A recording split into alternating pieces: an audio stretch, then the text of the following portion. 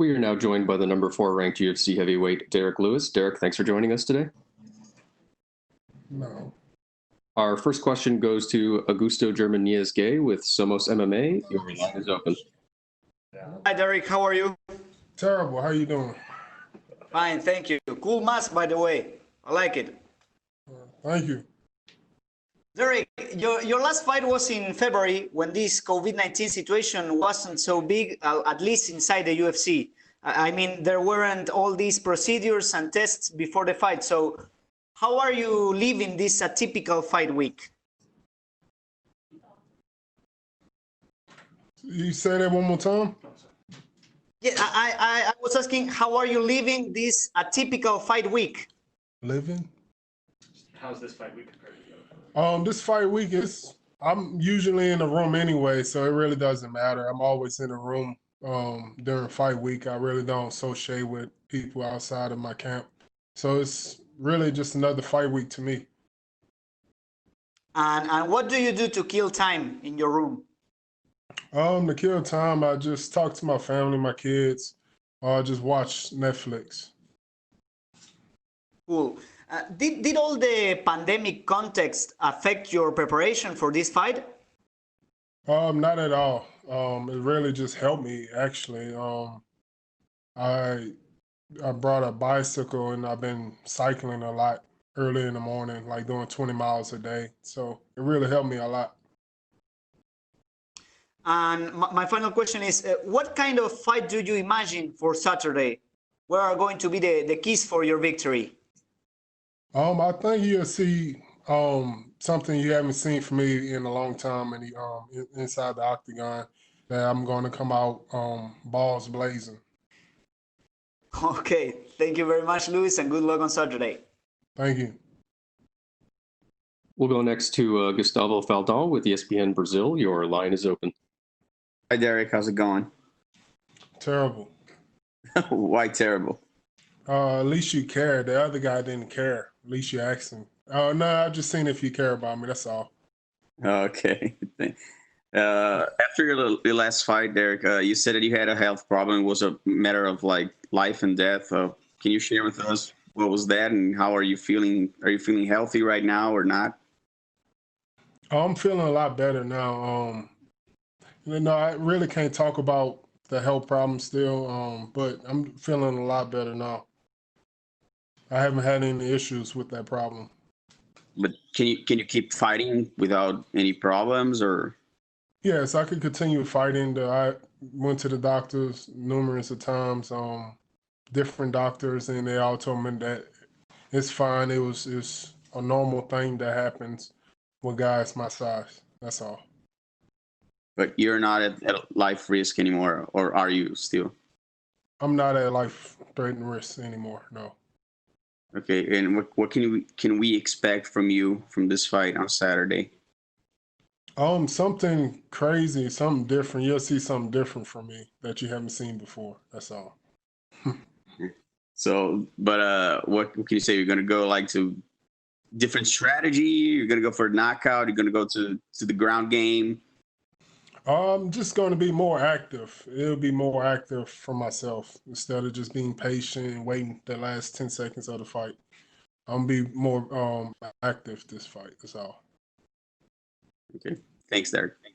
Thank you. We'll go next to Jim Varcelone with the Miami Herald. Your line is open. Yeah, thank you. I'm curious what your thoughts of this fight and in essence of the main event. ESPN Plus, yeah, there's no crowd. You got a really great opponent, very experienced himself. Just what are your thoughts? Can you relish in the moment, or that doesn't happen until afterwards?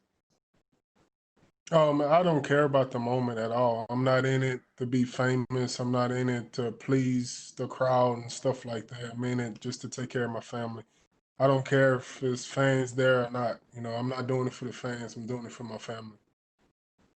And you talked about your preparation. Just how much did you go back and look at any of his fights, or did your coaches do that, or that's something you don't really too much worry about? I went back and looked at his recent fight, with Wardum. I went back and watched that fight, and he looked pretty good in that fight. And so hopefully that he'll fight me the same way. How do you feel where you are right now in your career, and what is this fight? Where does this fight take you to? This fight right here takes me to a new level. You know, I'm feeling completely different fight week than I have in the past, and I feel like I'm just getting better. And I'm really want to show the fans and show everyone that I have got better. And how is testing and all that been going, and just dealing with that process? Testing been good. You know, I haven't had any negative, positive tests, so everything been pretty good.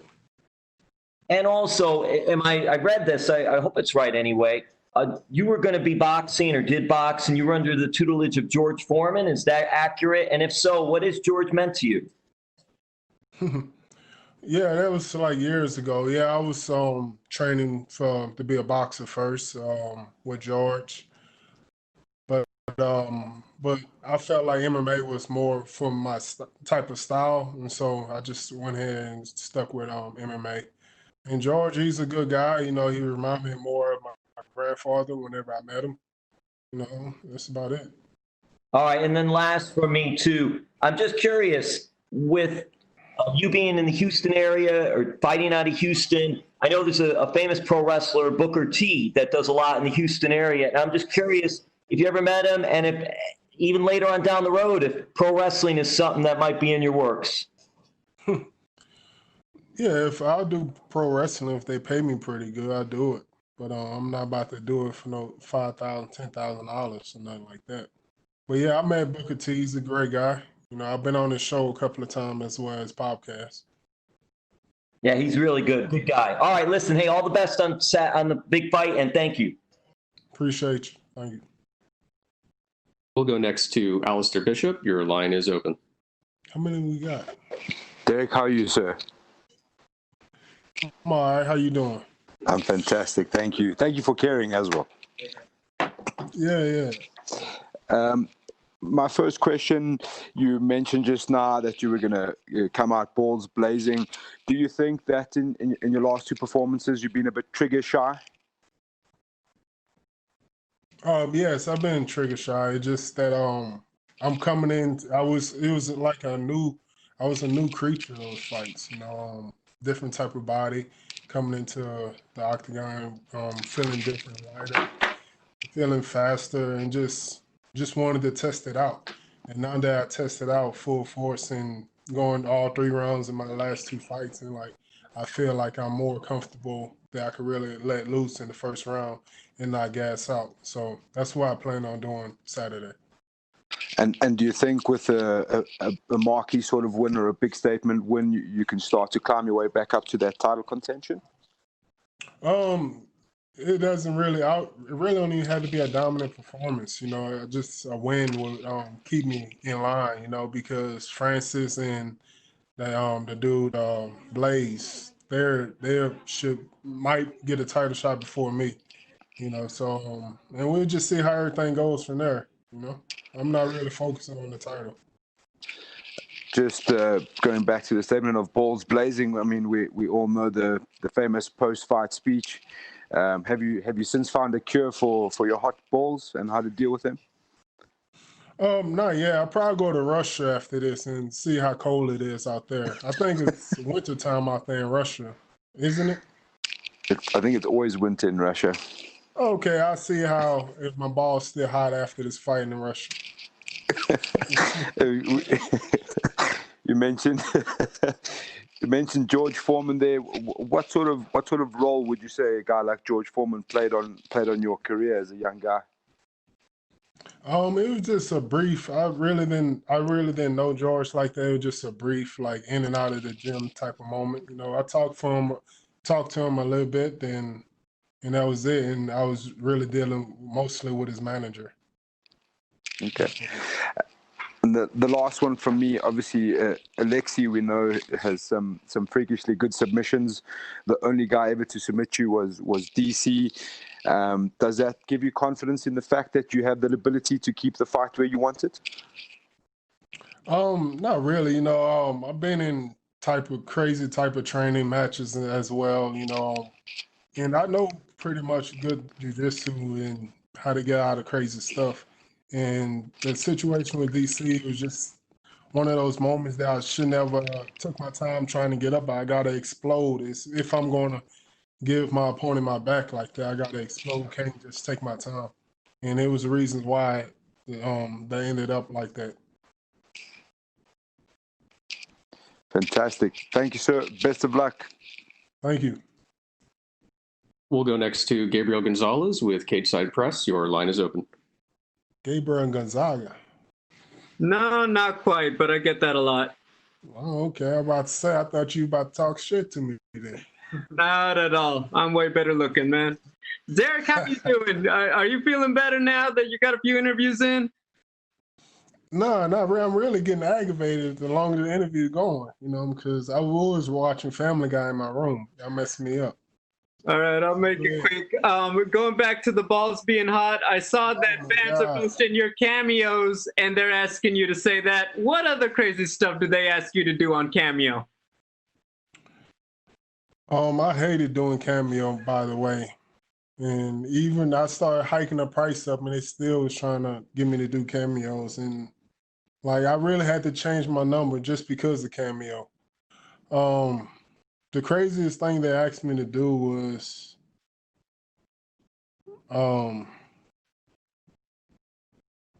take my shorts off. Actually, it was an older man wanted me to take my shorts off. I think it was a fetish of his, so I went ahead and did it anyway. So that's probably the craziest.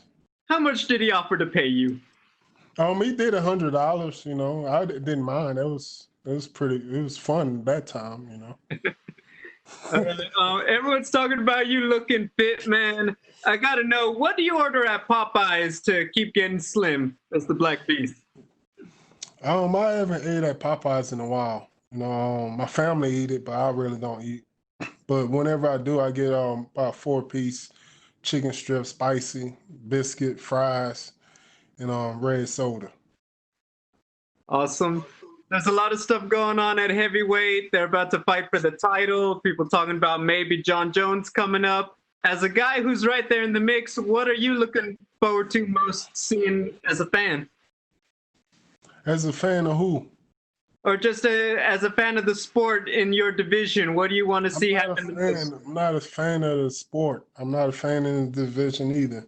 I'm just doing this as a job. So I really don't care who wins. I don't really care who's coming up to fight who and who want to fight me. I don't care. So I'll fight anyone. So it doesn't matter who they are. Roger that. My final question, you had a guy in your division, Curtis Blades, saying the UFC is protecting you from him. What is your response to that guy? I don't understand what he's talking about. This would be my 28th UFC fight in the octagon. I fought all the tough guys in the octagon. And he just coming up on the radar. And I don't even know how many fights that guy had anyways in the UFC for him to talk about they protecting me. I already fought just about everybody in the top 10. The only guy I didn't fight is, I believe, is Overeem and him. And I've been asked to fight Curtis and Overeem. Overeem turned me down like 3 times this past month before Oleinik, or whatever his name is, had popped up. And I asked for Blaze. If you don't believe me, ask Mick.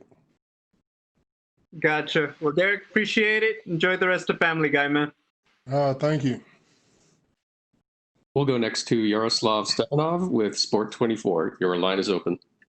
Hello, Derrick. My first question. When you made the first fight in MMA, Aleksei had 49 fights, and does that impress you, or is it nothing special?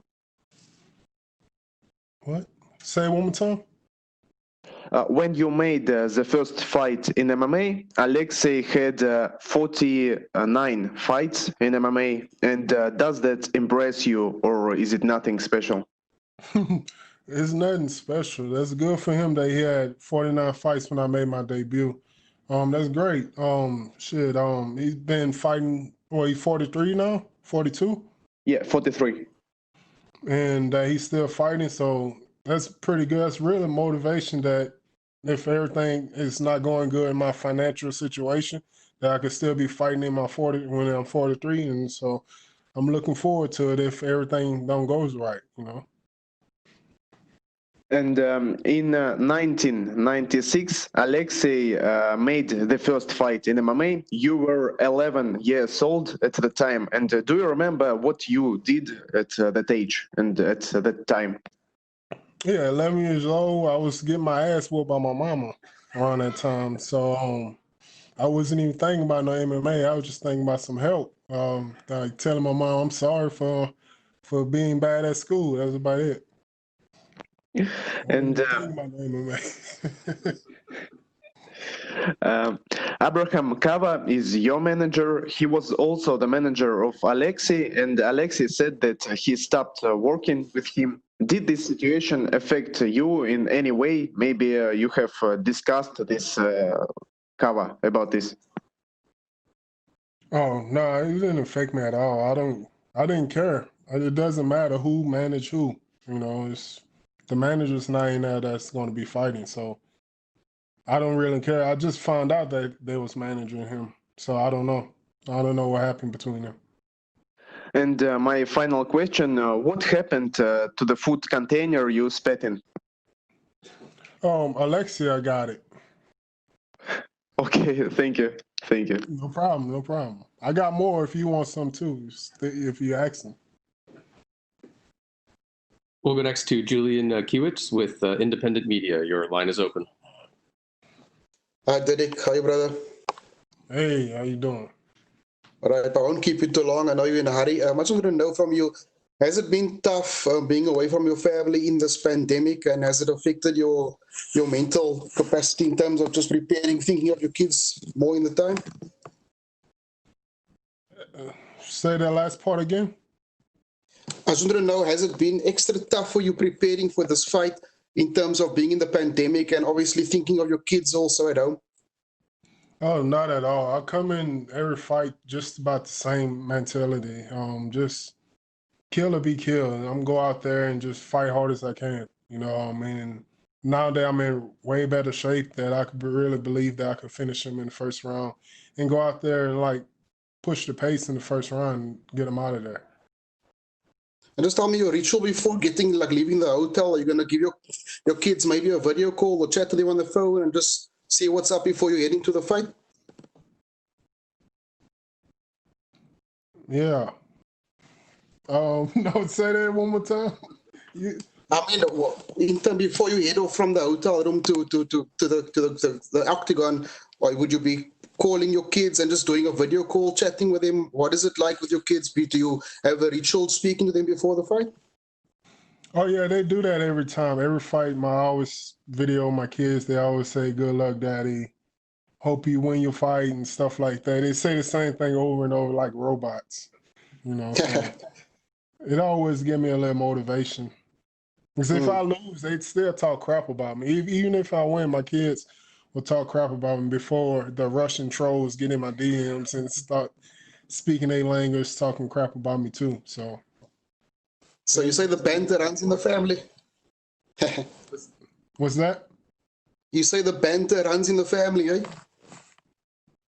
The banter runs in the family. Yeah, it runs in the family. They crazy. Thanks for your time, brother. God bless. Thank you. Thank you. Thank you very much, Derrick. You're all set.